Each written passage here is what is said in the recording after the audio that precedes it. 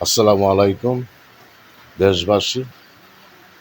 আজ থেকে সাড়ে চার হাজার বছর আগে চন্দ্রের সৃষ্টি। সেই চন্দ্র 7 তারিখে হঠাৎ 7 তারিখ রাত্রে চন্দ্রগ্রহণ লেগেছে। আরও অনেক এত বছর ধরে কালার হলুদ কালার বা কি কালার হয়ে হঠাৎ করে চন্দ্র উধাও হয়ে গেল।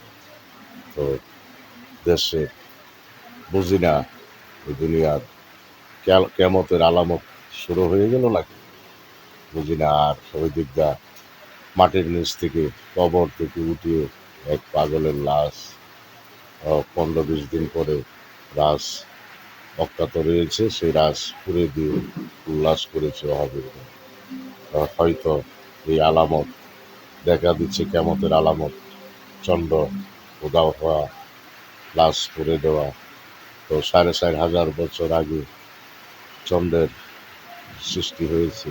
আমার দয়াল নবীজির সৃষ্টি কত হাজার বছর আগে, কত হাজার কোটি বছর আগে সৃষ্টি হয়েছে দয়াল নবীজিকে।